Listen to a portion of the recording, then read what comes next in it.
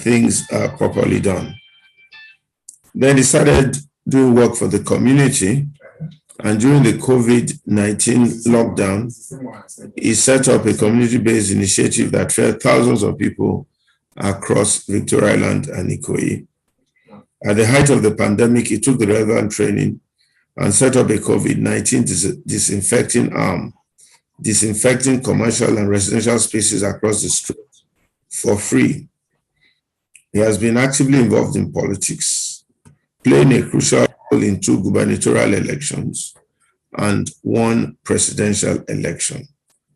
His political leaning was solidified when he ran for the office of Chairman IRU Victoria Island LCDA in the just concluded local government elections under the People's Democratic Party.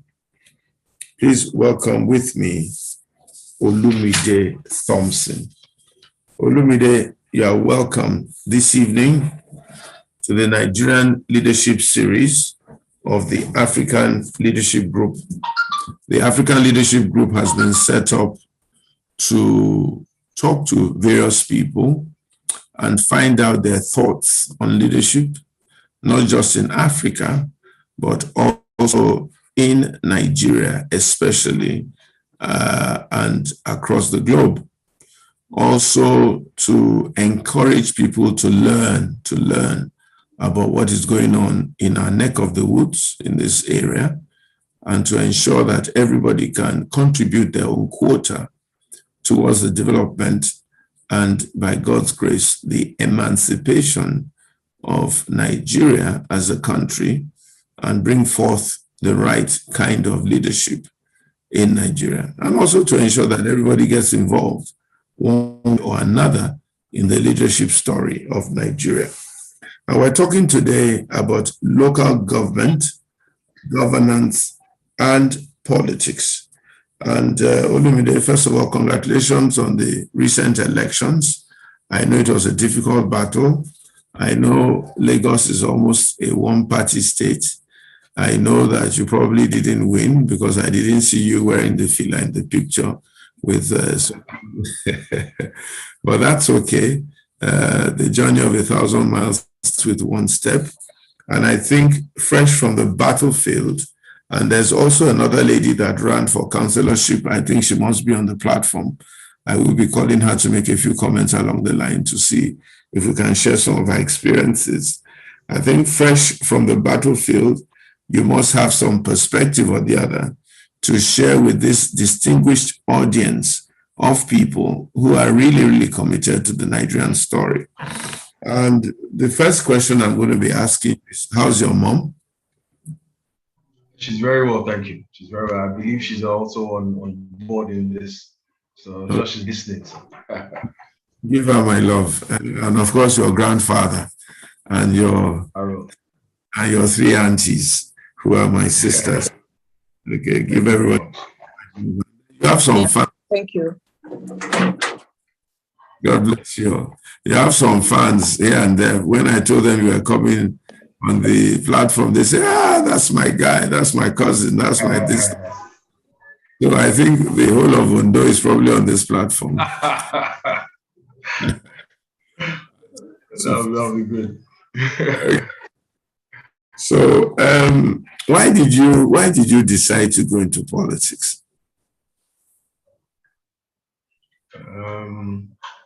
Well, thank you very much. People join politics for a number of reasons, both good and bad. For me, it was not an easy decision considering our political terrain, but it was a necessary one, and I think the right choice nonetheless. I believe everyone is here for a different reason and more inclined to follow a particular path than others. I had my first political experience when I was age 9. I ran for head boy in my primary school. I didn't win, but I remember soliciting for votes amongst my friends. There were 2 of us then.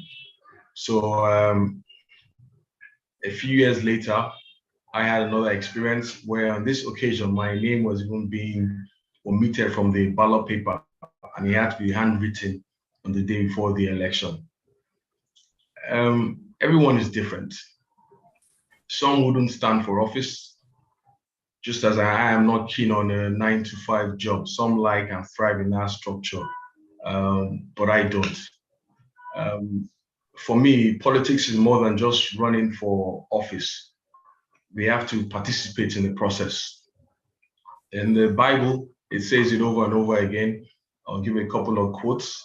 Deuteronomy 1, verse 13. Choose for your tribes wise, understanding, and experienced men, and I will appoint them as your heads.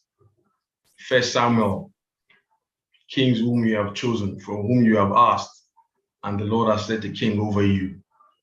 In the Quran, our Quran, we have made leaders out of you, command, and we inspire them to do good work, for we have chosen. I think we, the people as one, need to participate in politics for effective change. We call ourselves citizens of Nigeria. Do we really understand what it means to be a citizen and the origin of that word? Citizenship is generally characterized by some sort of political participation, from minimal duties such as voting to active service in government. I generally subscribe to the school of thought where citizenship is an active relation between specific privileges and obligations. The obligation is the key word, the obligation to take part in politics. So when you say why politics, it's what I'm meant to do as a Nigerian. I think that is my response as to why politics. All right. My second question, Olumide, is why the PDP? Why not the PDP? It's a political party. It's been around. Why not the SDP? Why the PDP in particular? Well, it's a political party that has been around for a long time, the biggest in Africa. And I think, would I say by coincidence initially, that was where I initially cut my teeth into Nigerian politics. So as a result of being that party, I know what I know about the party. I know the people in the party. I can trust them to an extent. When they say yes, it means yes, or who I know I'm going to meet there.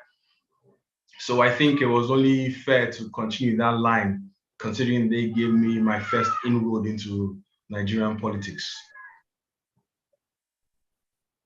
Is this the first time you are running for office, or had you run for an office before within PDP or any other?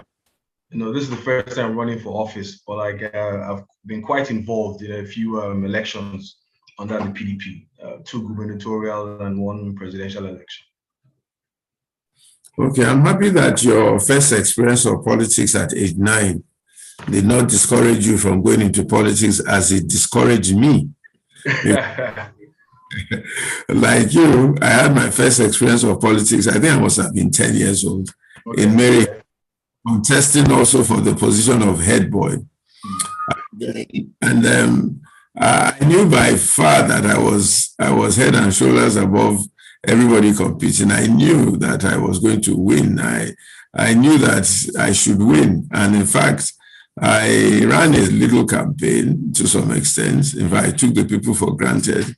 I even started acting like head boy already, because I knew that if people were being reasonable, I'm the one who they should really choose. You know, I was competent, I was capable, I was ready to serve.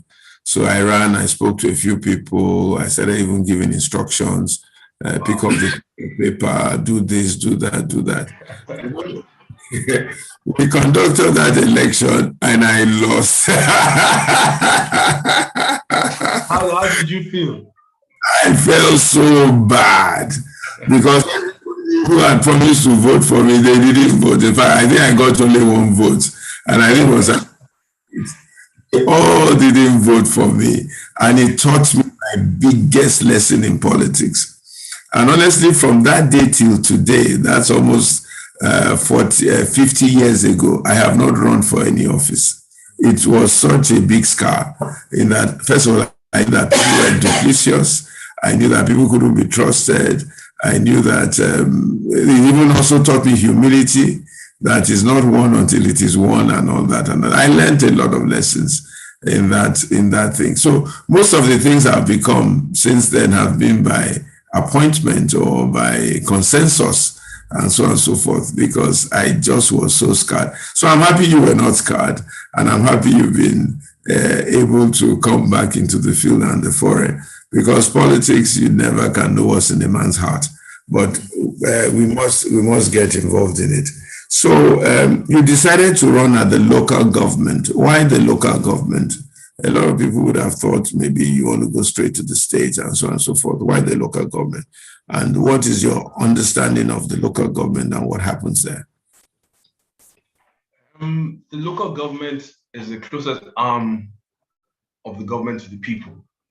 Usually termed as grassroots. If you try and look at the definition of grassroots, it says fundamental and closest to the people. I genuinely believe that as long as we continue to ignore local government politics, we will never get the Nigeria we want, which is a Nigeria that functions. The governor or the president does not know what is going on in your environment, but your councillor or local government chairman does or should know. The issues we tend to bring out as issues in our areas are what is happening in our community. Either is bad roads, poor water supply, lack of primary health care, and the likes. These are issues which tend to be handled by the local government chairman. In my situation, using IRU Victoria Island as an example, IRU Victoria Island is the financial hub of Lagos State. One could argue that it's thus the financial hub of Nigeria. But I can tell you that there's not one public toilet in IRU Victoria Island. The people of IRU Victoria Island do their business in corners and in gutters. This shouldn't be the case. But the governor cannot know about this. The president does not know about this. Not because he's any less relevant, just because they have so much on their plates. It is the job of the local government chairman and local government to look after its people. We are in a post-COVID-19 world where we are spending a lot more time at home. So more and more so, your community or the area around you needs to function to an extent to provide for you the basics which you need, from employment up to leisure. This is your local government. Like I said, believe that the more we look at our local government and try to fix things locally, the more we tend to find a Nigeria that functions. It has to start from the bottom up as opposed to from the top down. Because at the bottom, we are closest to the people. The local government is about the utilization of public resources at the level closest to the people. Governance is about the people. So what other arm is closer to the people than the local government? So that was my take on why I decided to go for the local government politics. And if you can argue, look at it from a political perspective, I think it's also a good learning ground, should I say, where you tend to see what's happening in the environment, you experience politics. It's a bit smaller compared to running a state election. So you tend to see things from a more intimate perspective. And as the saying goes, start small. So I think those are my reasons for choosing the local government. All right. Thank you very much. I'd like to ask you a couple more questions. And I'm going to ask them both together. What was it like getting in the PDP and then running the primaries? What was the process of the primaries? And I want you to be as truthful and as frank as you can as to how you were able to win the primary elections in the PDP. Number two, did you do an assessment of the PDP and the APC before you decided to opt for the PDP? And then number three, what do you think the problem with Nigeria is? So three questions at the same time. Okay, and then we now want to thereafter focus on your campaign, and I'll be asking you some specific questions about that. I think Bumi Lawson has asked some questions, and I'll be reiterating those questions after. you have gone through these three. Okay, thank you. The primaries and why the PDP, like I said, it was my first introduction into Nigerian politics. So I developed a bond with people within the PDP, and I knew where the direction of the party was going. Just before the primaries, the PDP made a conscious decision to make sure that it became a lot more inclusive. So we're talking about a party where I decided that, was more about the youth going forward. To that extent, they have found a way to reduce. Olusola, please mute your mic. I think there's an Olusola. Your mic is not muted. And if please, everyone should please try and mute their mic so that we can hear our speaker very well. Thank you very much. Okay. Can you hear me? Am I okay? Yeah. It's just that somebody's mic.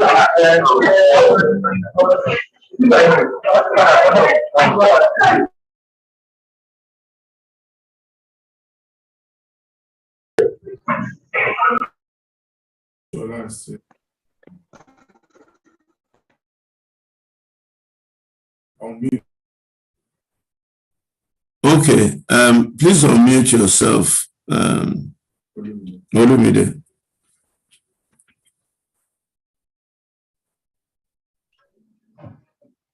Okay, you asked me why the PDP.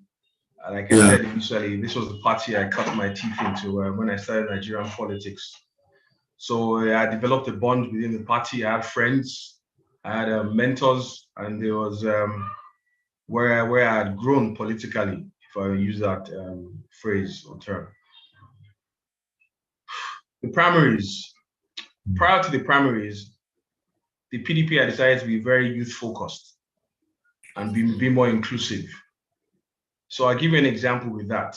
The nomination form for local government chairmanship and councillorship positions are usually in the millions of naira. My counterpart in the APC paid 2 million naira for her own form, whilst I, as a local government chairman, paid 100,000 naira. So this was as a result of a conscious decision by the party to be more youth inclusive. And as a result of that, 90% of the candidates for both councillorship and chairmanship positions in the PDP are below the age of 40. 90%. That's sending a huge statement showing the trajectory in which PDP is going in the future. How did my primary elections go? Just regarding as what we had spoken about, we as a party came together in my community to look at, okay, who are those that want to run for office? We presented ourselves before ourselves in our initial community, both councillorship and chairmanship candidates. We assessed ourselves, we talked to ourselves. And amongst ourselves, we decided how we were going to move forward as a party in IRU Victoria Island. So we knew what we wanted to do, who we were going to present as the consensus candidate within our party and go forward with that. So by the time we got to the primaries, we knew where we were. We knew who was running for chairman, who was going to be the vice chairman, who was going to be the councillors of the 5 different wards. So we went into the primary elections as a unified body, presented ourselves to the Lagos State LASEG body, as well as the DSS and every other organization that was there to witness the event. And after that, we got straight back into work. Why not the APC? How do I say this and not be? I don't know the APC. What I know is as much as I can say I read in the news and from friends who are in there, but I can't say I know them well enough to be part of them. It might be a case of I joined the APC saying I want to run for chairmanship. They might say, yes, come in, feel free. And then when I get in there, they could tell me to join the queue. And then I've lost on both sides of the bridge. So for me, it was nothing personal against the APC. I just felt that the PDP was better for me. I subscribed more to where they were going as a party for the future.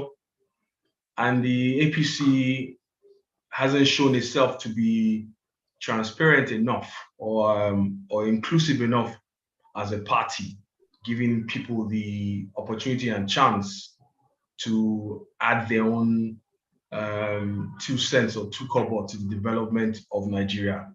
Hence why I picked the PDP. The problem with Nigeria, I think the problem with Nigeria is the people. If you look at this local government election as an example, there was an abysmally low voter turnout population-wise.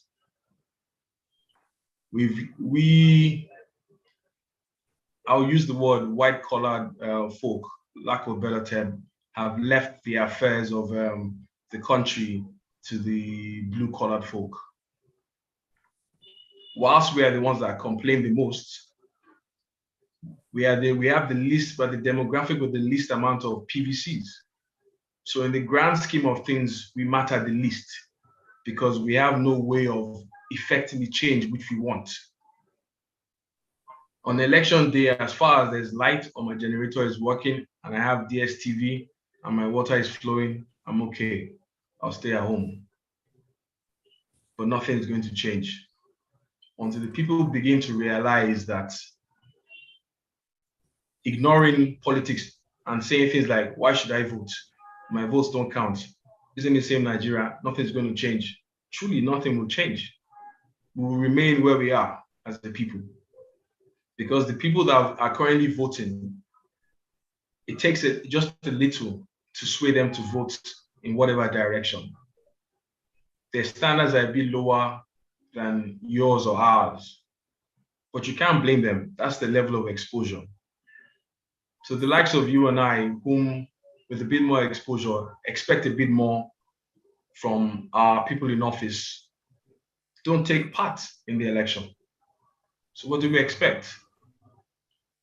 I still say that as long as we continue to ignore local government politics or any politics in general, we will never get the Nigeria we want, a Nigeria that functions the way it should function, because we, the game changers, are not involved and do not care. I think that's how I'll answer the 3 questions. If there are any more. Yeah, there are lots more. Bumi Lawson is asking you, what campaigning like? How did you engage the grassroots and new voters to get their votes or to vote for you? Okay, and already you've spoken about voters' apathy. So how did you engage the grassroots? What was your campaigning process like? There's only one way. You have to hit the streets. You have to hit every nook and cranny wherever your jurisdiction is. So I was in every corner in Victoria Island. I mean, places I will mention now you probably didn't even know existed in Victoria Island. I was in Kasua, I was in Ghetto, I was in the jetties of Mekwen. I was in I went to Takwa Bay by boat at least 4 times because that was part of my jurisdiction, back and forth. I was in Oduduwa House. I was all over the place. That's the only way you get to meet the people. And the people is what matters in this. So you have to be out there constantly, every day, meeting the people, being accessible to them. They have my phone numbers. They call, I pick up my phone. I talk to them. I know their stories. I know who they are now. You know, genuinely was an amazing experience, one that I wouldn't trade for anything. You know, it's brought me a lot closer to the people of VI. When I walk down the road now, I drive down, I see these faces who once were unfamiliar, but now they are familiar and I even know what their stories are. So it's such a different experience being in VI and I haven't run. So my advice or my point is the best way to campaign is to knock on every single door, whichever way you can. You might not be able to do that physically as a person because it's quite important to knock on every door, but you have to make sure people are either knocking on your behalf and you as well are out there on the streets, in the corners, the concentration points, the local mishai, the bus stops. the woman that sells food on the streets. You must be there amongst people that are buying her food. The local churches, the local schools, the mosques. Everywhere possible where you have people congregating and meeting, you have to be there. And I was there. So, what were the results at the end of the day? Do you remember the votes? What were the vote counts, and how come you didn't win, if I may ask? Okay. Elections usually have a process. It's meant to be you vote at the polling units. After that, the votes are counted and posted at the polling units. From then, the results are taken to the ward collation center before the council collation center. In my own instance, and in a few polling units, they stopped voting abruptly and took the ballot boxes straight to the local government office, which is a non-neutral ground in the first place. So on trying to get into the local government office, my own collation agent, who is meant to know my own results, was not allowed entry into the local government office. So at the end of the day, what we realized or heard was that she had been declared winner. I can't officially tell you what my results are now because I don't know, but they've published what they say was their own results, which was about 3,000 votes to her. I know on the day there was a lot of videos going around about how Lekki polling units were in Victoria Island and how they didn't want to vote because the votes would come over here. But I think for us as well in Victoria Island, we're just as aggrieved as the people in Lekki were, because a lot of our voters got disenfranchised because the strong points which we had in Victoria Island, the polling units were not available on that particular day. They had been moved to Lekki. So we were also just as aggrieved, thinking of what happened to our polling units, why are they not in Victoria Island? So there was a systemic approach as to how to disenfranchise the voters, but also make sure that the results went in their own direction. So yes, she's been declared the winner, but we are fighting this legally and putting together all the evidence we have to take this up with the required bodies or necessary people. Tell me, you said that you were not allowed entry into the local government office, and does the INEC or the state last set rules allow for votes to be counted in a local government office? What are the rules? When should the votes have been counted? You say your agent was not allowed to witness your count. Isn't that enough grounds for you to take up a legal case? So on and so forth. And who are the people preventing you from entering this place?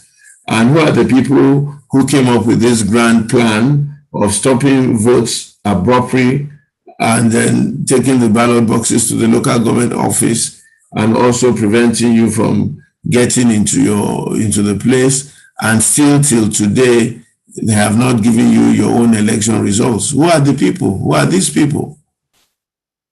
Well, just like you mentioned earlier, like I said as well, there's a process to this thing. You're meant to count at the polling unit first, and then the ward collation center before you get to the council collation center. The process was skipped. They don't even finish voting in some polling units in the first place, yet alone pasting results there for all to see. From there, they went straight to the local government office. On identifying my own agent as the collation agent, they refused him entry. They said he was I can't remember what they used, but they just said he cannot enter. On what ground? This is my collation. He had his tag clearly visible, showing that what he was there to do, but he was not allowed entry.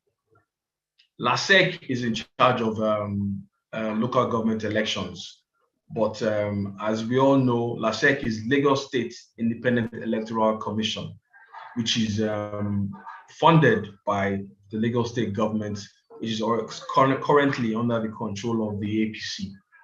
So as long as that is the case, they have to do the bidding of the party in power.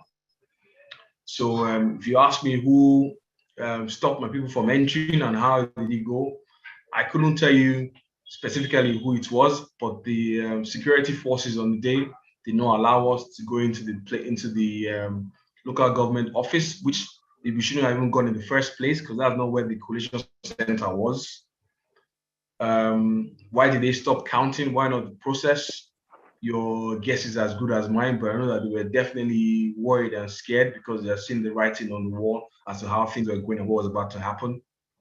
So in terms of is it enough ground as it is for a legal case? I believe so. So we're compiling our evidence now where we have videos of my polling agents being intimidated and told not to go anywhere near the ballot box, where we have a particular man with ink on his head, where he was seen to be voiding our votes as a result. I don't know if I can quickly share my screen just to show you maybe the video of one of my agents being harassed, if with your permission. Yeah, please go ahead. Olu, allow him to share his screen. Okay. He wants to share his screen, please. You can share. Please go ahead and share, Olumide. So that you don't accuse me of not allowing you into the local government screen.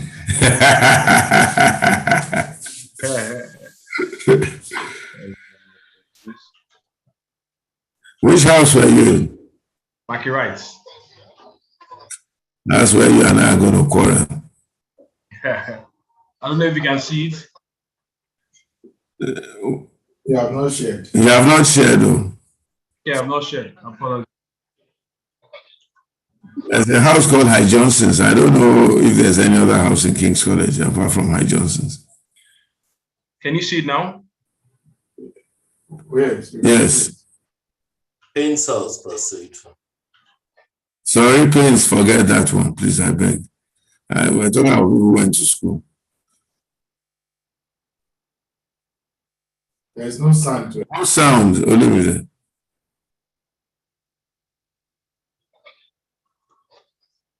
That's true, because my sound is on here. I'm surprised as to why there's no sound. They use the video sound. You need to use the video sound. You need to tick off on that.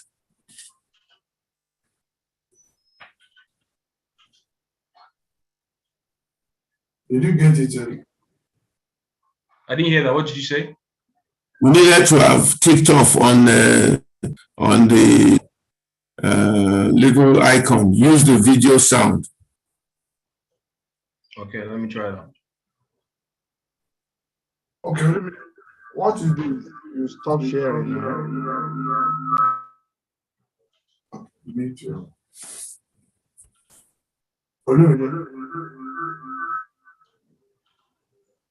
Stop sharing now.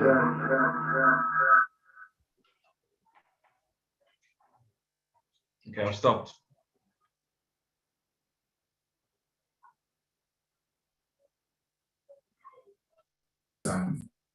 Share. Go to start to share again. Tick the video sound. Use video sound and then share. Go to start to share again. Tick first. Check off the use video sound and then share.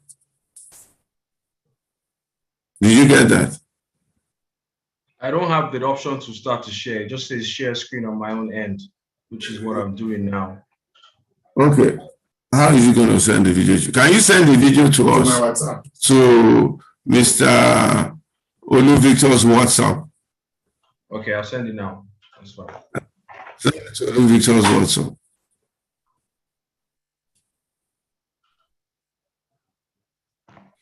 Okay. So as you do that, yes, you were saying High Johnson and some others. Yes, I'm sure you know that now. Somebody had to mention something like Payne's. I don't know. Yes. You don't know what house that is. Payne's, can you imagine? We're talking schools and houses.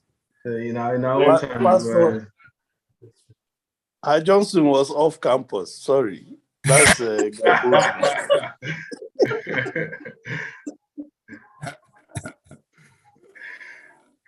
Johnson was a last year island all by itself. It was a local government headquarters of us. I'll send to Mr. Olu. It was situated there. It was positioned by the board, by the dining hall, by the bread, by the bakery, and by the squash court. I know that was all strategic. Pains and Marguerites and were too far. They were too remote. So thank you very much, Pastor Itwa, for confirming these things to these people from other schools. Okay. Don't mind them. They came to you know they were in race course. Floriet all the same. It's okay. And God bless you. Floriet. Have you sent it, Olumide? I've sent it. Okay. We haven't quite gotten it, but let's go ahead. Let's hope maybe it will drop as we go on. So your gentleman was prevented from going in and all that. This is something serious. I mean, so how really, Olumide, can we have credible elections when you have a controlling party, when you have a party that seems to be in government and is controlling virtually all the apparatus of elections? You know, and even at the federal, we have almost the same. How is it going to be possible to have free and fair elections? What do you think? It's two ways, in my own opinion. First thing, it's between INEC or LASEC. In our case, as a state, I think INEC must be allowed constitutionally to conduct local government elections. To that extent, they are not necessarily being hand-fed or going against who sponsors them. So it's a lot easier to have a free and fairer. I mean, there's no free and fair election, but a free and fair election if handled by INEC, in my opinion. I think the second way is participation by the people. In the polling units in Victoria Land, for instance, I'll give you an example. There are 900 registered voters. On that particular day, 30 voters came out to vote. The extra 860, it's either a waste or is used as a rigging mechanism. But imagine if, even if it's not the 900 people, if 500 people came out to vote, at what point can they begin to say they want to do X, they want to do Y, do Z? It's nearly impossible because everybody is out there knowing what you've done, what you count, who you voted for, and you want to see the process seen through.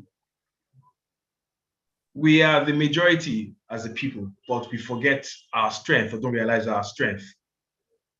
We need to come out and be more involved. We need to participate a lot more in what is going on in our affairs in the country. Do not sit at home and decide that it does not concern you, because it does. It does a great deal. You need to be involved. So that's my own opinion. Take it away from the states to conduct local government elections, take it to INEC, and then over time, based on what we are seeing now anyway, we begin the process of making it free and fair. When you talk of things like electronic transmission, which hasn't been agreed, but the discussion has started. People are demanding a lot more from INEC. So I think that's the way to do it. So you agree with electronic transmission of results? Oh, definitely. I think it needs to be done that way. I also think that we have things in place which could be used even as a way to get things done. You have the NIN, you have your BVN. Why can't we use this to know whom exactly the voters are if they are saying that the issue is cheating and know who exactly is voting? But you have a database of all these numbers anyway. So why don't you use that as a basis or as a ground for those who are allowed to vote, and then you can check who is voting and who is not, who shouldn't be voting. So I think there are things that can be done, and you should be able to even be able to vote from one's own home. Don't necessarily have to go on the streets. Like I said, you have means already of identifying Nigerians and who they are. So why can't they vote from the comfort of their own home and then transmit the result electronically to wherever it needs to go? I think we have to start trying to make it easier for people to vote. Yes, we are obligated as citizens to vote, but I think the process needs to be made a bit easier as well. No excuse to people for not voting, but like I said, everything has 2 ways to looking at it. I agree 100%. I had to go to about 4 polling booths before I finally found where my polling booth was. And even when I got there, I had to insist that this is my polling booth because we were trying to check that it was not the number. So apparently they had 017 and 013 in the same place. And they were trying to first of all tell me that this is 017, it's not 013. And I said, look, but if this is, I've been to 4 places, this is where they finally told me to come to. And then he then opened the file and finally said, okay, we have some 013s here, so you can. Anyway. That's what they do. They just find ways to make it difficult for people to vote. Honestly. An election is about hearing the will of the people, not to fabricate votes. So when you begin to make it tough and hard for people to vote, you know what exactly you're trying to do and what you're trying to achieve. There was no information. They didn't even know where the booth was. I mean, it was just, if I wasn't insistent that I needed to vote, because I knew that if I got to church on Sunday and I couldn't tell the people that I voted, they might chase me off the pulpit. That's why I forced myself. Because I was getting tired, you know. All well orchestrated, all very well orchestrated, in my opinion. Honestly. Anyway, I think we're ready to share your screen now. Mr. Olu in the background is going to try and share that screen, and then you can then speak to it. And then I will open the floor for other people to ask a few questions. But one question I want you to please note after we've shared your screen is where you think Nigeria is going in 2023. Okay, so here we go. Olu?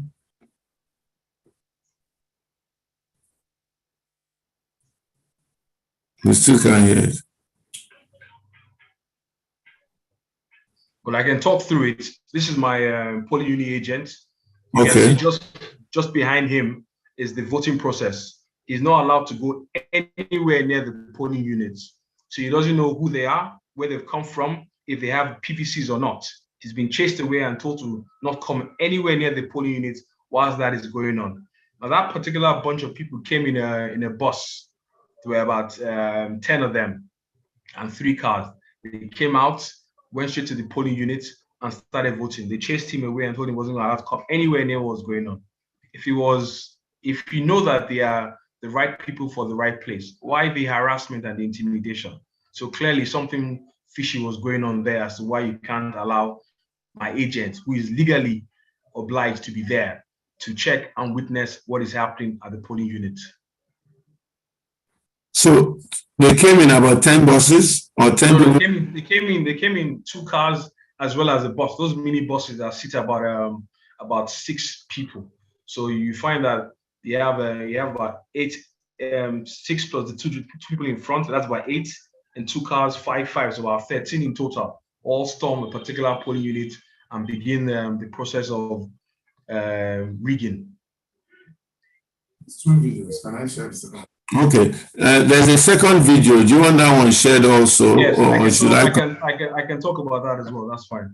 I'm really threatened. I've been asked not to come close to the booth. You can see. I can't even verify whether they are eligible voters or not. They are threatening me. I have to walk away. They said I can't even use my phone. I can't check. I can't verify whether they are allowed to vote. Look at them. I hope you can see. I'm an agent and I'm not even close to the polling booth. You can see. Check. You can see. No problem. Okay, that's the first one. This is the second one.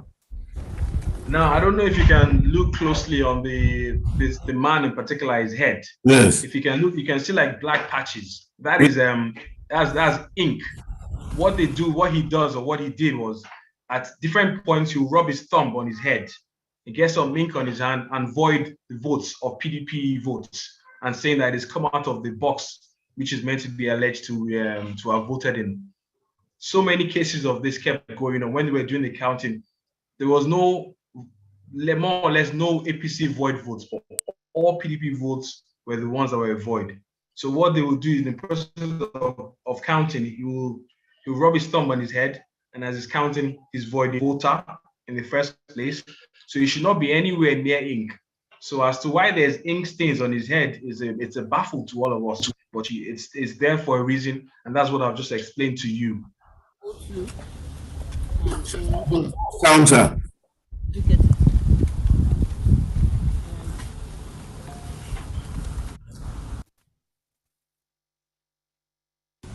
O2 and O. You get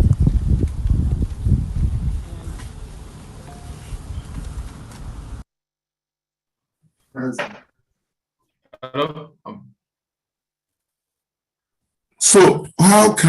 So what can we do to ensure that we don't allow this kind of ignominy and this kind of process shenanigans? What can we do? We must begin to get involved in the political process of our country, Nigeria. It is not enough for you to sit at home and say, I'm not going to vote today because the thugs are out there. I'm not going to vote today because it's too hot. I'm not going to vote today because football is on or whatever reason. It's your obligation as a citizen to go and vote. You have to be out there. It is your right as a citizen to go and vote. And like I said to you, I just mentioned to you now that maybe about 16 of them that turned up. Imagine if there were 500 voters out there to vote. Who is going to outnumber who?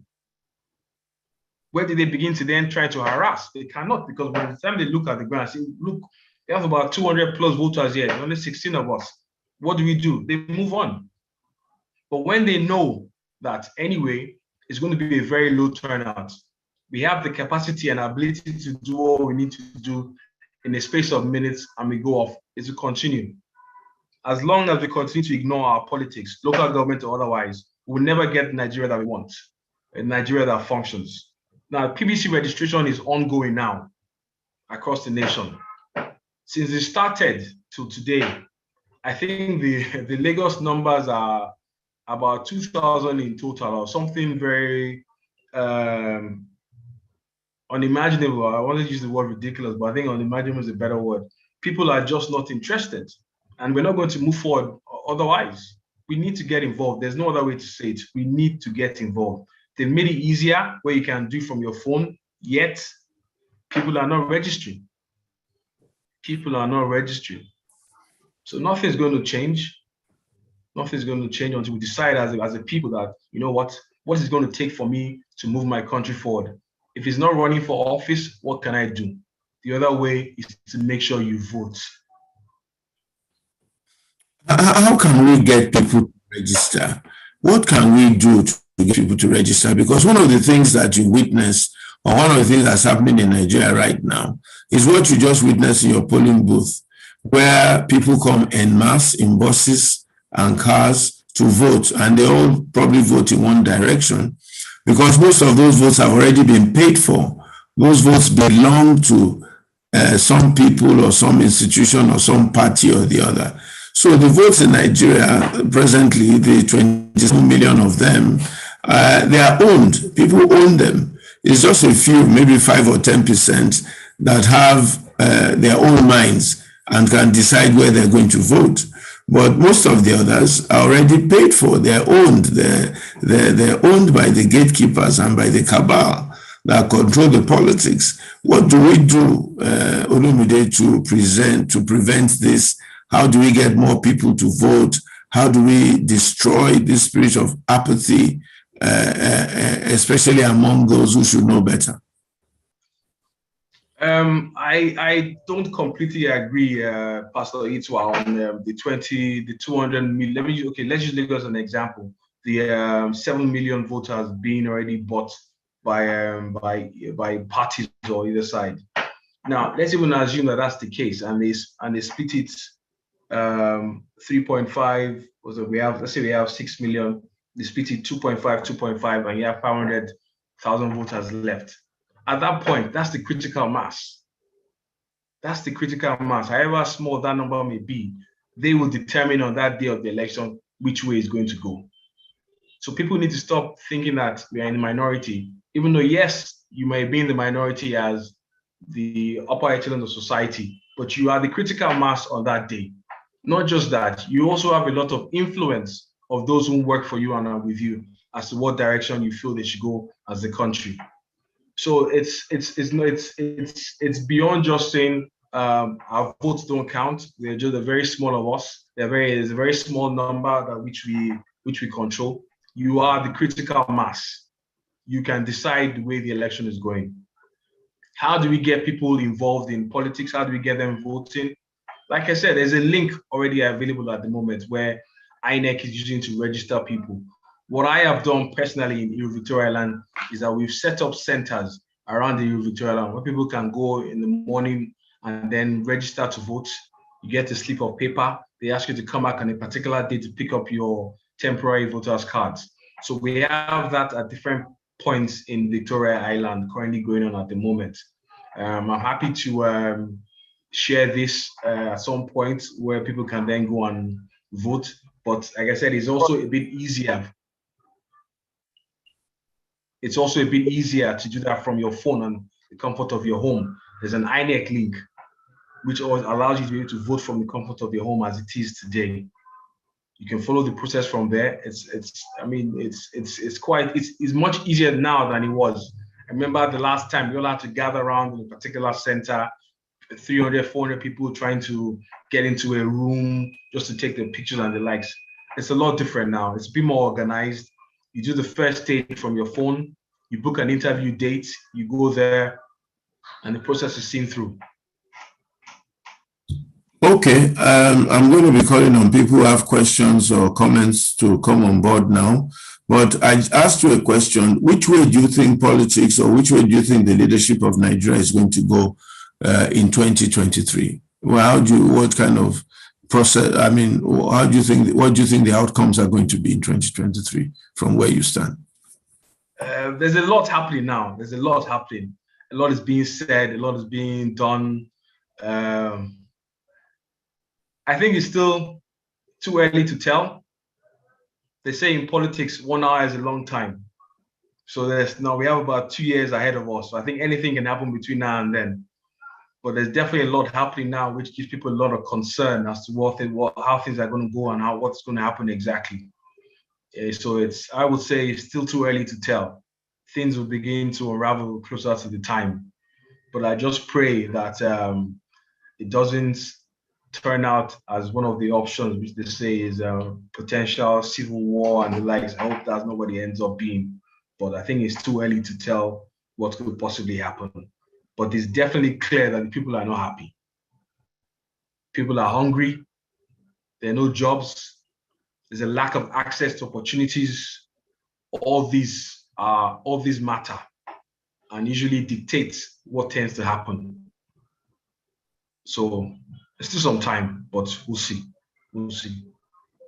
Okay, very quickly before Osho asks his question or makes a comment, if you had been elected the chairman of IRU, or whatever, IRU, VI, yes. What were your plans? What were you going to do? That's question number one. Number two, if you are president of the Federal Republic of Nigeria, how would you run this country and how would you make sure things are better? As the chairman of IRU Victoria Land, one of the first things I was going to focus on was the issue of insecurity.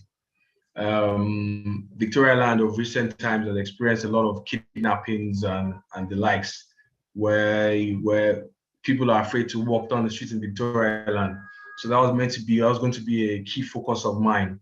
One of my things I was going to do was to improve our street lighting situation. We have corners and streets in Victoria that are just completely dark, where you can't see yourself. Just by improving the lighting situation alone on streets, reduces crime rates by 20%. Just by lighting, reduces your crime rate by 20%. So my plan was to improve street lighting, increase police engagement without necessarily increasing police checkpoints was to set up a community watch, as well as to establish a relationship with private security firms that currently work in VI and how we can secure VI as a whole and working together. So these were the 4 areas I was going to focus on that security. What will I do as president of Nigeria? I still subscribe to the fact that the president cannot know everything and does not know everything. We need to decentralize how things are administered. We need to give power to communities, or more power to communities, to the states and regions. I think we have to go back to a system where people in that area or that region are accountable for what happens in that area. Like I said earlier, the local government chairman should and must know a lot more about what's happening in the area compared to the governor or the president. So the more you begin to decentralize and give power and authority to people at the level closest to the people, I think that way we get to function better as a country. Your role as a president is just then to just make sure things are running smoothly, not necessarily for you to be the one dictating whether a borehole or a street will be done in Victoria Island. That shouldn't be the president's concern. Okay, Ope, let me hear your question or comment. Good afternoon, Pastor. I'll say congratulations to Olumide. He has done very well. He's done us proud. One of the things that I came out of this election was that I eventually found out that Olumide wasn't just my friend, but was my cousin. You know, but Yes. having said that,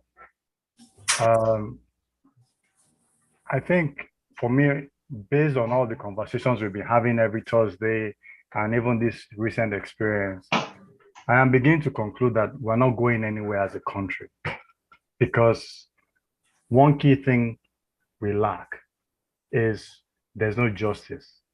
There's no justice system that works in the country. In the video we just watched, I am sure there's supposed to be a policeman at every polling unit. Now we see that video, there's evidence, but that policeman will not lose his job. The question then is, how will that event not repeat itself? If the policeman that was at that polling unit will not lose his job, chasing away bona fide agents from polling units, the INEC, the LASEC staff that were present, they will still get that same job 4 years from now. They will go back there and perpetrate the same thing and nothing will happen. How do we then begin, if we then begin to sit down and say, we're planning, how do we checkmate these people? Once people cannot face the consequence of their bad actions, they will only be encouraged to repeat it. Now we begin to read in the news how the IG of police is recommending Taylor to a fraudster. How will the upcoming fraudsters be discouraged from doing the same thing? In Lagos, Nigeria, when we catch a thief, we lynch the thief, we apply jungle justice. Thieves don't go to any area where they see that justice has been meted out to previous thieves. But in our case in Nigeria now, the Yahoo boys are damaging the name, but they're going to American prisons where they will go in there 2 years, 3 years, come out and continue. That the Western justice system will not discourage our own local fraudsters, because even going to an American jail looks like an achievement. Having said all that, I think beyond getting PVC, beyond coming out to vote on election day, if we cannot police our votes like Olumide has said, we will not go anywhere. We don't have guns. The policemen carry the guns. Once they chase you out of the polling unit, if you like, bring out 100 camera phones. It will not go anywhere. The question then is, can these videos be taken to court and then justice served? The American elections we all witnessed. within a space of 3 months, over 50 cases had been started by the Trump administration or the Trump campaign and had been adjudicated and finalized in 3 months, over 50 cases. If we go to the Nigerian court, we'll find out that court case of Buhari's election 3 years ago has not even got into trial. How then would we then get it right in 2023? We cannot get it right. How then do we get it right 4 years after, when court cases are not started and concluded within a short time frame, such that it can form a basis for future elections? That's the summary of my contribution. If we have to find a way to fix our justice system so that people can face the consequence of their actions once evidence is presented. Thank you, sir. Thank you very much, Okwe. Olumide, do you want to speak to that, to what Cousin Okwe has said? I believe it's one step at a time. There are so many issues you've raised which are definitely important, but I think it's which one do we have the most control over? And for me, that is voting. It's in our hands.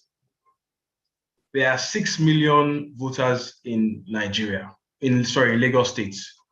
There are 76,000 registered voters in Victoria Island. Based on the last election, less than 1,500 came out. Where are the rest? There are 6 million in Lagos. The last elections still, it's maybe about 1.5 million people voted. Where are the rest? They are there, but they are not interested. That's what is closest to which you can make the most impact quickly, is participating in the process. I believe that's the first thing we need to do, whilst we then begin to advocate and ask for the other steps which you mentioned. But this is a low-hanging fruit in our grasp. I think we need to take advantage of what exactly it is we have. Thank you very, very much. And I think we really need to work a campaign as to breaking the back of this registration apathy and subsequent to that voter apathy. Okay, BB, there's a BB on the screen, has a question. BB, can you please unmute yourself and ask your question? And that will be followed by Ademola. Okay, BB, go ahead. Good evening, Pastor, and good evening, everyone. First of all, I want to congratulate Olumide for coming out first to even say he wants to contest as a local government chairman. He wasn't looking at to contest as a House of Rep member or even the president or even the governor. I mean, he's already a winner, even if he didn't win the election. Because in a state whereby we, like you said earlier on, like it's looking like a one-party state, like the APC is trying to be like they are the one in charge. We want to say congratulations once again to Olumide. What I would say is this: I think, to my own understanding, this last election is just a comment. I'm not really asking a question. It's that the election is rigged because in the last election in 2019, the President Buhari won. His score was less than 700,000, and this current voters 2021 local government election, they said the election was won by the whole people that came out for election was like 500 and something thousand or 600 and something thousand people came out to vote in an election that whereby a lot of people didn't even know there was an election a day before, because a lot of people didn't even know that there was going to be an election on Saturday. So where is the 500 and something thousand people that came out for the election? And it happens that a lot of people, this is a fraud. This is a comment from me, it's a fraud.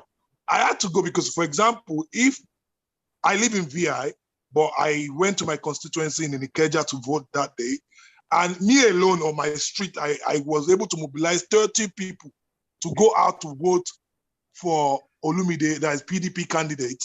But then, if in my own street, they cannot record 30 people for PDP, then that's a big fraud. I don't need to go to any local government collation center to know if it's a fraud or not. If I myself, and I said, okay, these are people that I feed every day, Monday to Friday, which is a confirmed thing that I do every day. And these are people that know this guy, can go out and you tell me they can't record them voting for at least 30 people in that polling unit, then that's a fraud. So I want to once again congratulate Olumide for coming out, a young man, a youth, to stand up against this thing. I really want to say thank you, Olumide. Congratulations once again. Thank you. Thank you, Pastor. Thank you, everyone. Thank you, Bibi. And please continue what you're doing and continue encouraging and influencing people to register and also to come out and vote. Ademola, let me hear your question very quickly. Unmute yourself. A couple of things here, Pastor Etwa. I didn't hear that. Yes, I am. What did you say? Yes, I am. Yes, I am. No, I didn't hear what you said initially. Sorry. I just want to commend Olumide for what he's done, but let's take emotions out of this. What needs to be done is to go back to the drawing boards and establish how we can overcome voter suppression, and also utilize technology to enhance what we need to get done in terms of getting these, hate to use the word, miscreants out of office. And we need to focus on the strategies that we use, as opposed to brute force that suppresses most of the voters to come out to vote. More importantly, the other gentleman had mentioned that a lot of people didn't know that there was a voting exercise to be carried out. We need to find some ways via social media to educate the voters to come out to vote. I think that will go a long way in terms of getting the right people into office.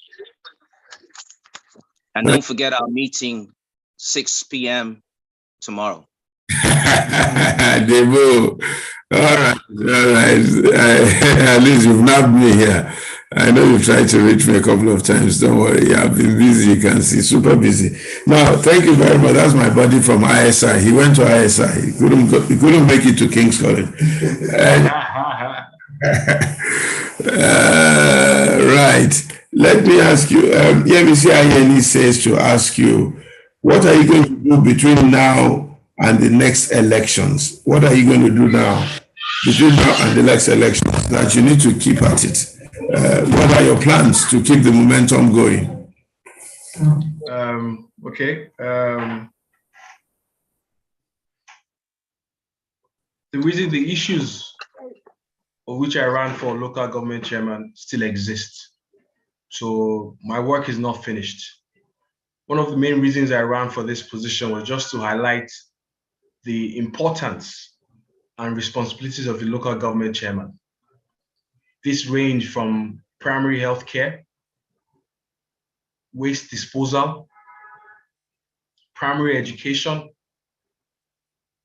public conveniences, as well as regulation of markets and street trading. This is the one that baffles me the most in terms of street trading and street food. In other parts of the world, street food is big business, major business, tourism attractions. But for us in Lagos, we clamp down heavily on people that are trading on the street and selling food. I know they're trying to say that it's insecurity issues and the likes, but there's a way around it. There are ways. Some people, just like you and I, are looking for a better tomorrow, a way to feed their families. Why clamp down on them so insensitively? So in terms of what I will do between now and then, I'll keep educating people, raising awareness, registering as many people as possible to vote, and making people aware of what exactly the power is as a citizen in Lagos and how they can impact what will happen going forward as a country.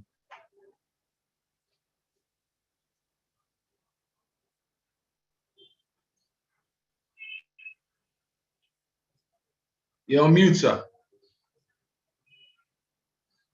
I'm sorry, I apologize. Somebody's asked a question. Itoha Kenzwa Okoji says, how is it possible that the ballot boxes were allowed to leave the polling booth without being stopped?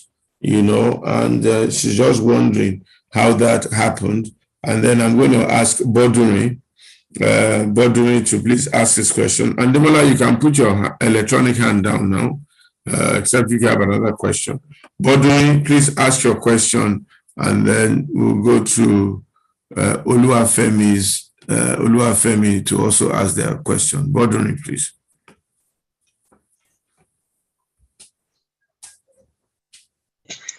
Good evening. Good evening, Boduri. How are you?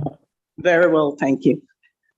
First, I'd like to, like everyone else, congratulate Olumide. It's not only the winners that won. You've tried. I just don't know what you're doing in that party. That's not. Go there. However, I saw a chart recently, and it was disturbing because it showed that all the local government wins went to the party in power at the governorship level all across Nigeria, apart from one or two states. I think Kaduna showed something a bit different, and I hope we can study what happens there. Therefore, it's a big concern. Olumide mentioned it. I don't know what INEC will do about this. We have to break the apron strings somehow.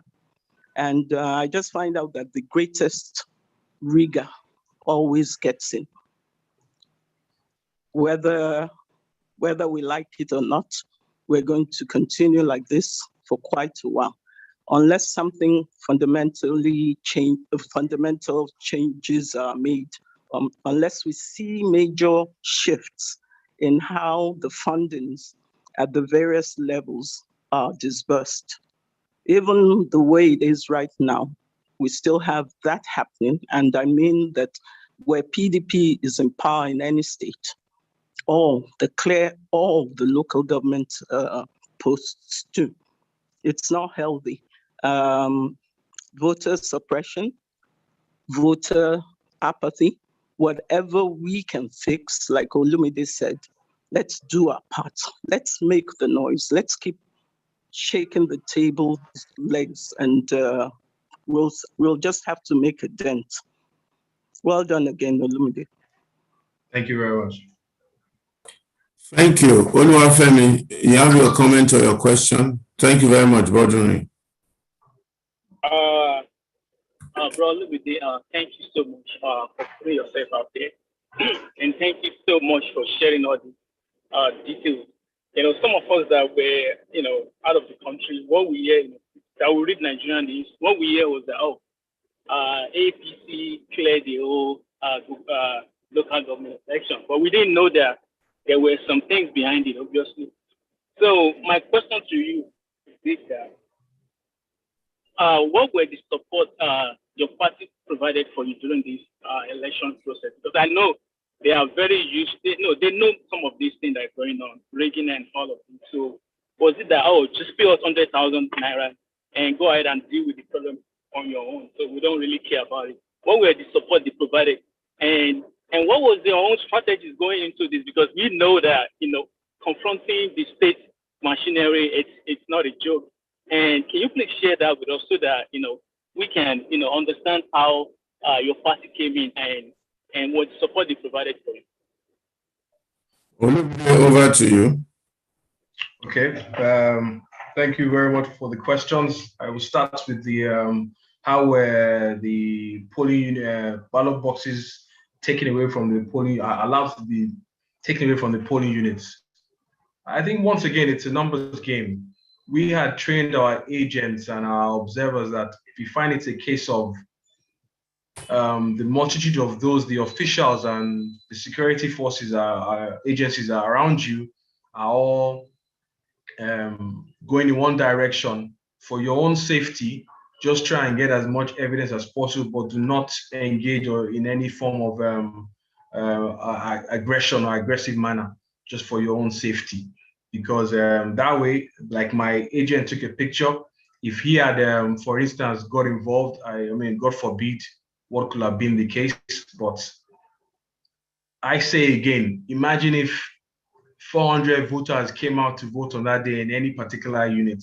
Where would they even begin to start thinking of taking the ballot boxes away? They can't even begin to think about it because 400 voices are saying the same thing. Count it here.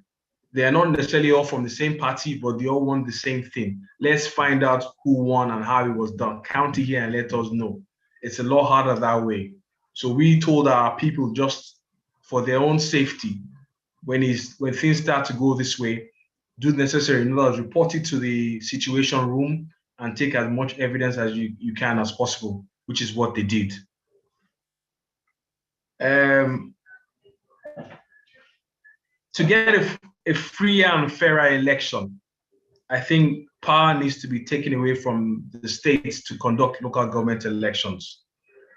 Be it a PDP state, APC state, ABGA, as long as they are the sponsor of the Independent Electoral Commission of those states, things will only go the way it's been dictated. The power needs to be taken away from them. And if that is given to INEC initially, then so be it, for a free and fair election.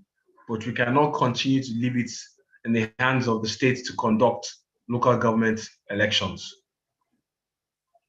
Support from the party. The party has been very supportive and remains very supportive. We have a structure on ground as a party from a ward level to the state level. At different points, we meet, we have meetings, and we strategize on how to move ahead and how to increase voter participation and what we need to do as a party going into the election. So yes, there's different levels of support coming in from the party. From a strategy perspective as to how we wanted to go ahead and run this election, there are two ways to look at it. The number one way is to get as many people as possible out there to vote on the day. And that means knocking on practically every door. I can tell you, I gave that 110%. I was out every single day in every place trying to talk to people and get voters to come out. But I must also, to an extent, confess or say something. I knew that the majority of the voters would be the artisans and the likes. So I spent a lot more of my time talking to them and convincing them to vote. And this was clearly obvious on the day as well when we compared the numbers as to those who came out to vote. It was a lot more in that circle compared to the upper echelons of the society.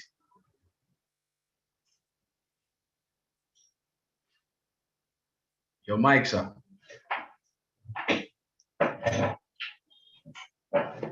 Chairman, there's a lady on the platform. I think she's on the platform. She was also here last week. Her name is Harry. I think she ran for councillorship in this same local government. Let me just hear from her very, very quickly in 2 minutes what her own experience was like. Tari, are you on the platform?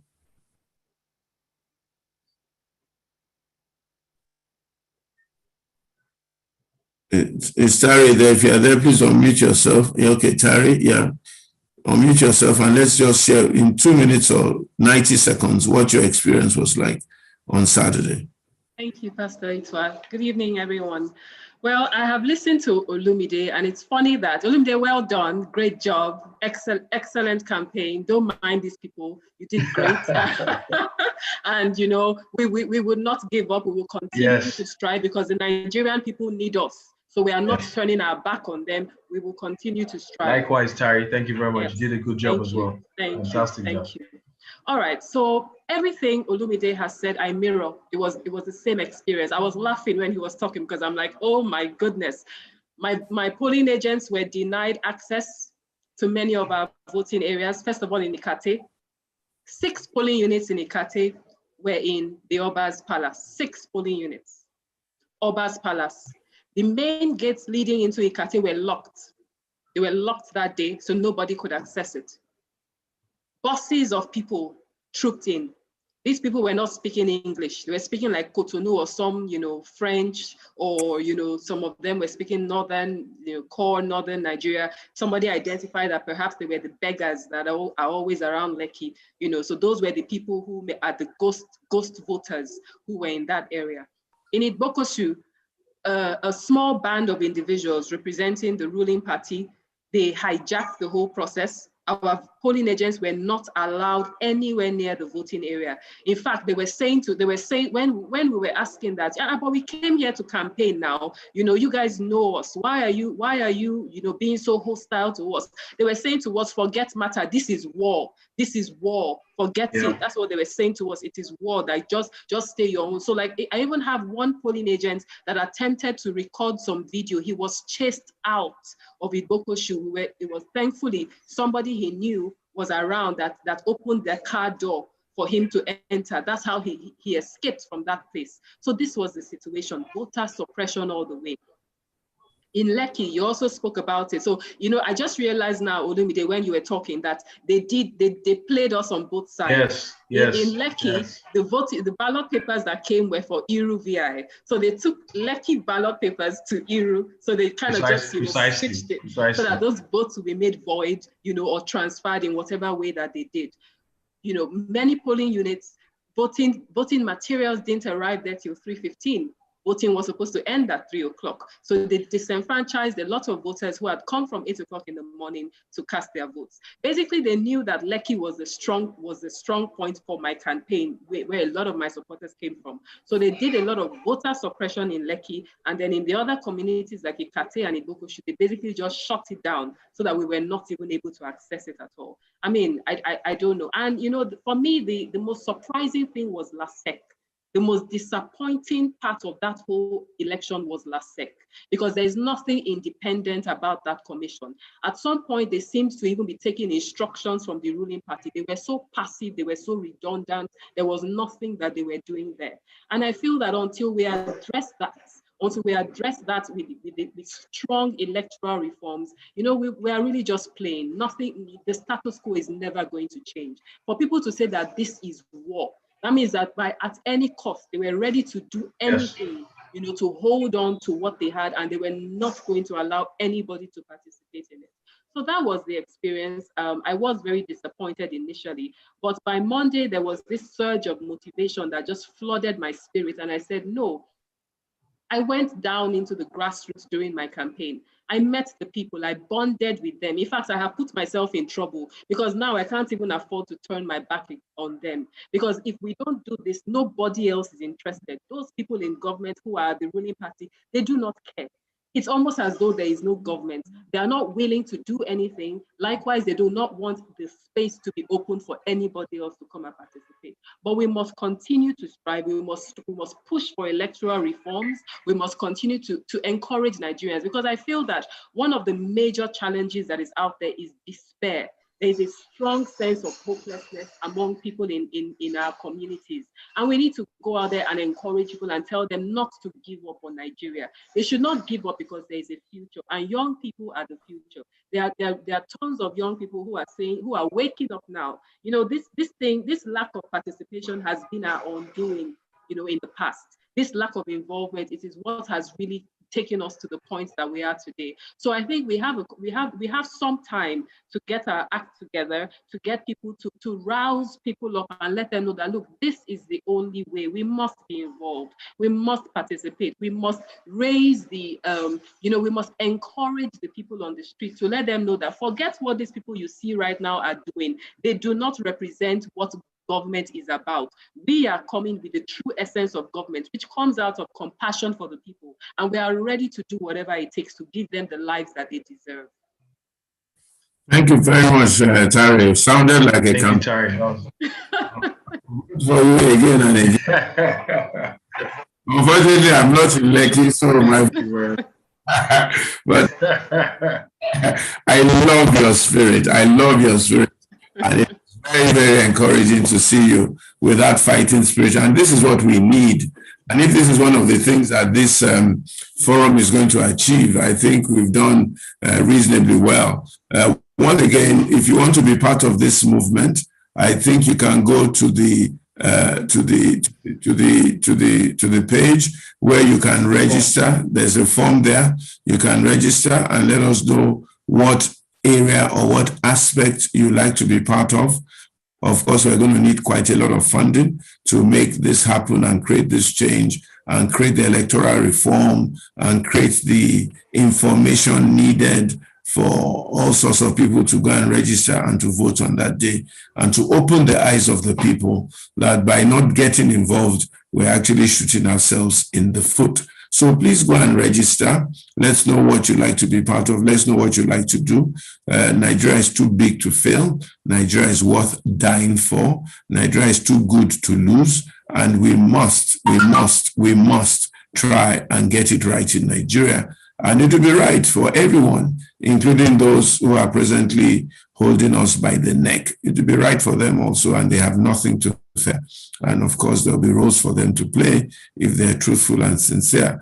All we want to do is to bake a bigger cake in Nigeria and make Nigeria worth it for everyone, and of those who are even hanging there in the diaspora who want to come home but can't find a home to come to. That's what we're trying to do.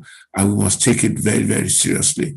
There's two people on the platform that want to speak. I'm going to allow them to speak, take 1 or 2 more questions, and we then need to begin to shut down. King's College Boy Olumide, you've done excellently well. With the kind of filler you're wearing, I'm sure you make an awesome governor. I know King's College Boy will do a great job any day. We can cope with rights as IJ boys. We can cope with market rights. Space we can't tolerate. No. They're too gentle. Ari, can I hear you? And then Farouk, I'll take you. And I think Jonathan wants to ask a question. Ari, please unmute yourself and speak to me. Hello, sir. Good evening, everyone. Good evening, Olumide and Terry. Well done. Yeah. So one of the things that Olumide spoke about is what I want to talk about the fact that he was saying that, I don't know what it was something about what are they doing about it, that they had a situation room. I can tell you for a fact, I don't know about your area in VI. I wasn't at your polling booth, but I was at 19, okay, let me exaggerate. There were 19 polling booths that I was supervising, but actively I was at 10 of those 19. And the PDP agents that were on at those polling booths, they just sat down, they were not even interested. Even when we were fighting, that so and so was happening, they didn't say a word. It just seemed like they were bought or that they already knew that they were going to lose. So I don't know if it's something that you guys need to look into, because I didn't get that fighting spirit. They didn't even check the ballot papers. They didn't check anything. Even when a woman ran away with the ballot paper, in one of the polling, she went and set up a space for herself and did her own unit for her own self. When we got there and I accosted her and all that, she ran away with it. The PDP people didn't even say a word. So there's something you look at in China. I know that maybe your own agents, but in a bigger party like PDP, we expect that they will have a better force and they'll be better prepared, like someone pointed out. That's what I wanted to say about it. I'm so surprised that you said the party had the situation room and all that. It didn't look like that to me. That's it from an outsider's point of view. Yeah, they just lend my little voice to that. I think I've also had this issue about some people in the PDP not being very faithful to the party. So you guys in the PDP need to look at that, as like you have some double agents in your party and so on and so forth. Okay, let me hear from Farouk Abbas and then Jonathan, and then I'll let you respond to all these comments. Thank you. Good evening, Pastor, and good evening, everyone. It's a pleasure to be on this platform as always. I just want to commend Olumide and Tari and encourage them not to give up. What you guys experience is the template everywhere. That's the template in politics, and it's a baptism. So you've witnessed it now, and I want to encourage you not to give up, because it's more, I believe more in the process, that if you focus on the process than the outcome, you are going to find it more rewarding and engaging, because in the course of the process, you are going to encourage a lot of young people to participate. I saw Olumide's campaign everywhere. It was full of life, and I was very happy that he's a member of the party. And I see that a lot of youth coming on this platform too will encourage a lot of youth to show more interest in running in politics. Your campaign itself will encourage a lot of youth. Tari is a lady. She participated in a very hot place, Lekki, Ikate area. Those places are very volatile places. She's also going to encourage a lot of ladies to participate in politics. So I don't want you guys to look at the gloom and the doom side of things. Look at the good parts. You've impacted on people and you've been courageous. And it's only a matter of time. The people holding us to the ransom, to holding our neck, like Pastor usually says, they can't be there forever. And when they go away, when they step back, people have to be on ground to take over. And it's going to be those who have the experience. And I also want to comment on the ink you saw on that man's head. It's not for voiding of votes. They use those things to rig. That's what they do. When they rig votes, when they thumbprint, they clean their hand and they keep on. They put thumb on. It's faster to use your head than to use the ink pad. So when they put the ink on their head, they just keep doing like this and they keep fast. So because they don't have ink pad for everybody to use. So what you do is you just put ink on your head. So they can have like 10 people. They have ink on their head, and one person can thumbprint 100 ballot papers. Because the ink pad is not usually enough. So let's continue to focus on this. And I think if we have cameras and have more evidence recording all these things, we need to keep on exposing them. They are going to reduce this issue of rigging. And like you rightly said, if we have more people show interest in the process, there's no way they can send us out of the polling unit. There's no way they can do all these things. So a lot of youths, we spend too much time on Big Brother Nigeria or Big Brother Africa, whatever it's called. The fact that we're not going to win the election does not mean that we shouldn't participate. We can participate and win. We can participate and chase them out. When they say that we are participating, people who want to rig the election will change their mind. But if you give up before starting the process, we can't change anything.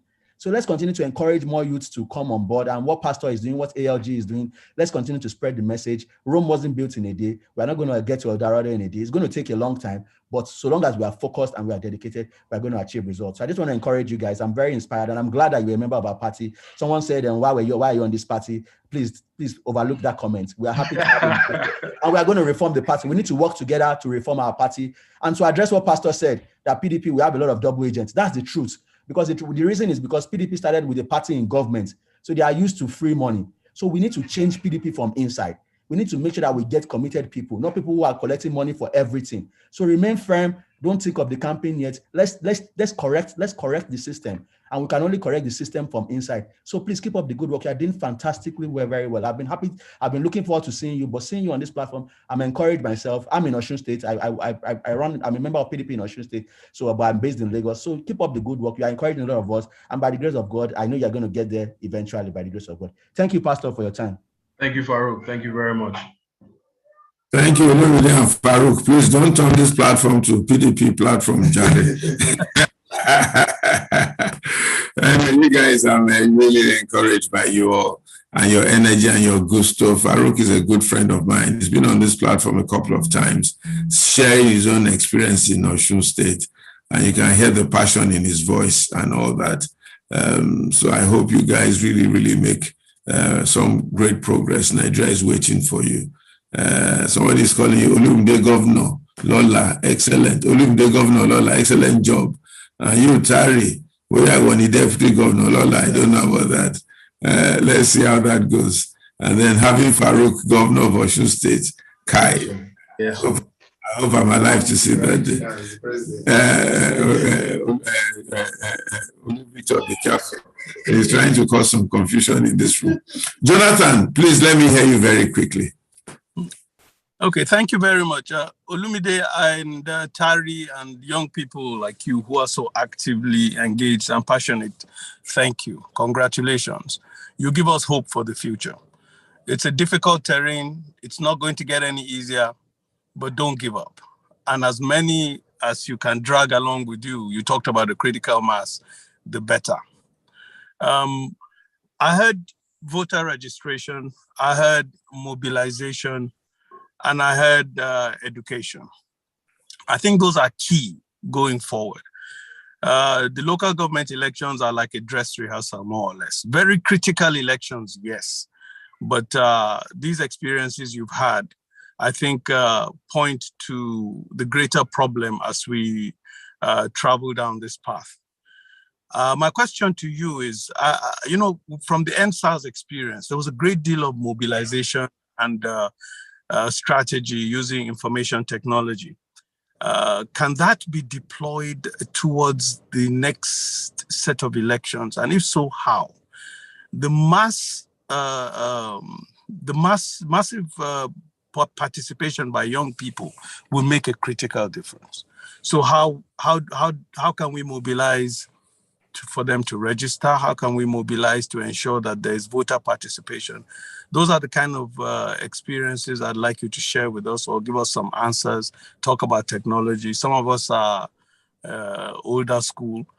We're trying, but we're still older school. So talk to us about that.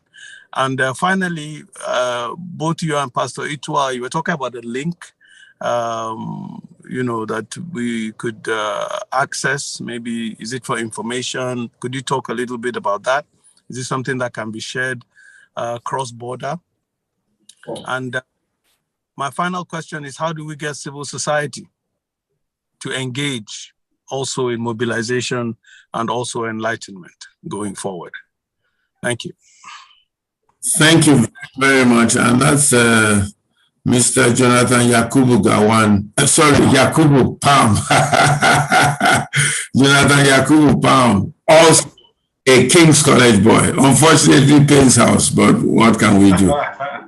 To tolerate that. Yakubu and I were classmates in King's College in 73 January. And we're still very good buddies. Happy birthday, Yakubu. Welcome to the 6th floor and congratulations. Have a very good weekend. Sorry, I won't be with you. I'll be with your troublesome friend, SNS, who was also our classmate in King's College. So, Olumide, talk to us. What are the answers to those questions very quickly? Okay. Start with Farou's question regarding the PDP. Yes, I am in the PDP for now. I remain in the PDP. It's my party at the moment. I think what we need to do in terms of changing the narrative of the party is to get more people involved. Like I had also mentioned earlier on, there's a conscious decision to include or bring more youth on board based on how these current local government elections were being handled. I think as a people, as a nation, we need to get involved in party politics. It doesn't have to be PDP, it doesn't have to be APC. There's so many other parties that get involved and have a seat at the table. The more of us that are involved, the easier it is to steer the ship in the direction which you want it to go. So I think involvement still remains it, not just getting your PBC, but get involved in the party, get involved in a party and start knowing the affairs of that party and what they're doing. That's also a key aspect of it. Mr. Jonathan Flores, and happy birthday. In terms of how to get technology involved, I think also, I know there's a lot of cry and talk now for them to be a bit more, to go the e-way, should I say. But I think even we as people can do things which we are currently doing, which is in getting our mobile phones there and recording what's happening. I know they tend to frown upon it, but it's our right as people to show what's going on. If one person is videoing or two people are videoing, it's easy to harass them. But if there are 50 people videoing and 100 people videoing, it's a lot tougher then. They will just give up and say, okay, yes, we've lost this, let's do things the right way. I'm sorry I keep hammering on about it, but involvement is the only way which you can move things forward. We need to get involved. We need to know what's happening at every level. Let's not just pretend and say that our votes will not count. They do not count when you're not there. If you're out there and the process is followed, your votes will count. My view, let's get involved. Thank you. Thank you very, very much. Olumide, you've done wonderfully well today. And I think we've had a very, very good and great evening. Somebody was also asking questions about registration and so on and so forth. I don't know if he was talking about registration on this platform or the forum for the LASEC or the INEC, I don't know. But for this platform, it's available for us to register on this platform. Okay. The form is on the platform. The form is on the platform. You can go to www.africanleadershipgroup.org. Or you go to www.africanleadershipgroup.org, and then you'll be able to access the form and be able to tell us exactly what you like to do and how you like to get involved. But sorry, Pastor. From our own angle, if they like to register for INEC registration, if they go to olumidethompson.com from tomorrow, the link will be up for you to go there and register for your PVCs going forward from the INEC. Okay, and on your platform, they can register from any part of Nigeria? Yes, right. You just click on the link and it will redirect you to what you need to do. So that's olumidethompson.com from tomorrow. From tomorrow, by God's grace, olumidethompson.com. So for those who want to, and I think one of the things we really must work hard, Olumide, is to ensure that as many people as possible register to vote. We need to populate that registration to vote and people getting their PVCs and then having the right kind of language to speak to the people and getting the right kinds of people involved in the process who can take decisions and showing up on election day. I think that is critical, and that's a critical aspect of this movement that we're talking about. I'm going to take one last question from, I think it looks like Oluwayemisi Subaya or Oluwayemisi SU. So let's take that question and then we will close. Oluwayemisi, please. Hello, good evening, Mr. Olumide. Well done. Hello, can you hear me? Hello, good evening. Mr. Olumide, job well done to you. Thank you very much. My question is that do you see yourself in the nearest future decamping to another party? What kind of question is that? You want him to answer that one in the public space?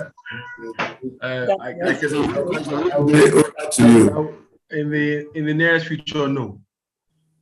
Okay. Like I say, I mean, all parties are the same, really. It's more a case of those that populate the parties. If you can get the same, more of the like-minded people within a party, the direction of the party begins to change. So wherever you go, if it's more of one kind of thinking in the party, they will only go in that same direction. But if more people with a different point of view and a different school of thought get involved in the party, things will change. So regardless of where you are, it's more a numbers game of those who are in that party. Okay. Thank you very much. Thank you very much, madam. Thank you. Thank you, Oluwayemisi, for that question. I hope you've gotten your PVC, and I hope that you are going to vote and be part of the voting process. Okay, you have another question or you have a quick comment because we're going to close now. Since you are close, I have a question, sir. Very, very quickly. And Olumide, please take your closing remarks and we will close. During the campaign, Olumide was presented to us as a Gregorian. And I've been hearing flore. Please, Olumide, explain, or are you a typical Nigerian politician?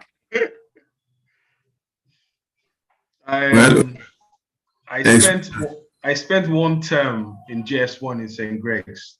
My first term of secondary education was in St. Greg's. So that's my Gregorian aspect.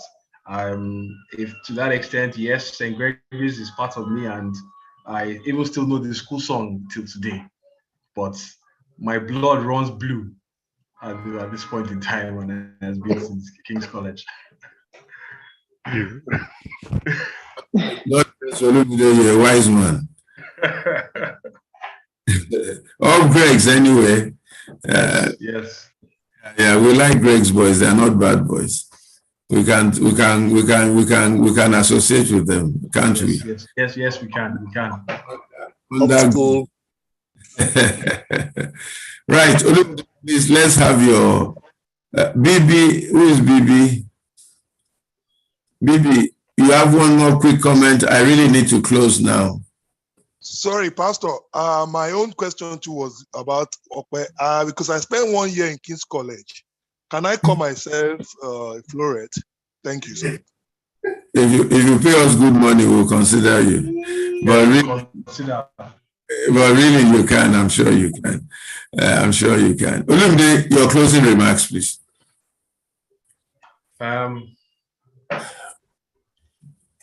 Thank you very much, Pastor Itua, for this opportunity. Being able to air my views and talk about what exactly happened on that particular day. July 24th was a day for me would always go down in history as a day which I experienced the absolute worst Nigeria had to offer. But at the same time, you know, there's a lot of positives that came out from it. The people that came out to vote, the people that stayed, the volunteers, despite everything that happened.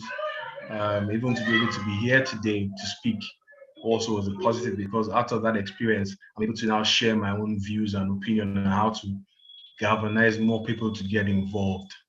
What I can say to the people is, this is our country. We have nowhere else to lay claim to. And we need to start getting involved in what happens in our country, Nigeria.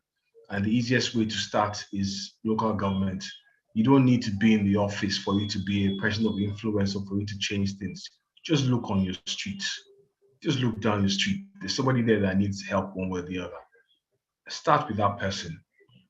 And I keep saying, the more we continue to ignore our politics, the less the likelihood of getting the Nigeria which we want, the Nigeria that functions. We need to get involved, starting now. So thank you very much, Pastor Itu, and to everybody who has joined in and your comments, really appreciated. And the work goes on, and we won't stop here. Thank you very much. Thank you for coming to the platform. I want to thank all your family members who are here for coming to support. The Lord will bless you all and keep you and make Nigeria great again. Olumide, let's find time to meet so that we can share a few experiences and look forward to a better Nigeria. I want to thank Farouk, to thank Tari. Tari, keep at it, keep at it, keep at it. Don't be discouraged at all. And let's see how we can make things happen in Nigeria. Somebody says, Olumide, an excellent presentation, the very best always. I think it must be one of your aunties or one of your fans. Idowu David made that comment. Okay, ladies and gentlemen, thank you very much. Okay, Sammy Thompson, your brother is also here. Everybody is here. Good to see them all. He was very supportive, extremely supportive. I owe him a lot. He did a lot for this, a whole lot. So yes. Okay, Sandy, thank you very much. Thank you for supporting your brother, and thank you for everything. We bless God's name. Nigeria will be great again. Let me just pray for Nigeria. I pray that in the name of Jesus Christ, God will bring his angels to fight for us. God will begin in Nigeria. God will turn things around for this great nation. Amen. God, leaders, bring young people, bring people of sincerity, people of capacity, even to this great country. And by his mercy, Nigeria will be great again. In Amen. We have prayed. Amen. Amen. Amen. God bless you. Amen. Amen. Amen. Bless you. Can you hear me? I can hear. I can hear. Can you hear me, Auntie Bambo? Can you hear me? I can hear you, ma. Thank you. Well, thank you so much, and I'm so very proud of you. The meeting that we're having.